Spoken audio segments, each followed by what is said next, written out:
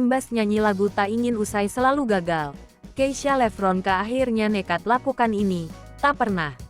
Ini yang dilakukan Keisha Lefronka pasca beberapa kali gagal membawakan lagu Tak Ingin Usai di atas panggung. Kini Keisha Lefronka bak sadar diri dan ingin memperbaiki diri pasca hujatan dan bulian ditujukan untuknya. Keisha Lefronka pun menyadari dan mengaku memang kerap tak sampai nada tinggi saat membawakan lagu Tak Ingin Usai tersebut. Lantas, apa yang akan dilakukan Keisha Lefronka untuk memperbaiki kesalahannya tersebut? Berikut ulasan selengkapnya. Diketahui Keisha Lefronka akhirnya memutuskan mengambil les vokal di sela-sela kesibukannya. Penyanyi 19 tahun itu mengaku saat latihan selalu berhasil membawakan nada tinggi di lagunya. Bahkan ia berhasil meski dicoba untuk menaikkan not dari nada aslinya. Anak kedua dari 3 bersaudara ini mengaku kerap mengalami masalah pada ketenangan sebelum bernyanyi di atas panggung. Keisha merasa kesulitan ketika bernyanyi ditonton oleh banyak orang. Hal itu membuatnya gugup hingga gemetar. Namun saat penontonnya dinilai tak terlalu banyak, ia selalu berhasil membawakan bagian nada tinggi itu. Bahkan, Keisha mengaku sampai datangi psikolog setelah mengetahui ada yang tidak beres pada dirinya.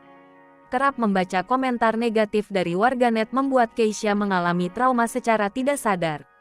Ia berasumsi orang lain yang menonton selalu memiliki pandangan buruk kepadanya. Hingga akhirnya ia mendapatkan tips agar bisa menjaga fokus saat tampil. Di sisi lain, penyanyi jebolan Indonesian Idol Seasons ke-10 ini mendapati orang tuanya sampai menangis. Orang tuanya menangis lantaran membaca komentar negatif yang ditujukan untuknya. Hal itu lantas membuat Keisha bersedih karena merasa gagal saat membawakan lagunya sendiri. Menurut Keisha, orang tuanya pasti jauh merasakan sakit hati daripada yang ia rasakan.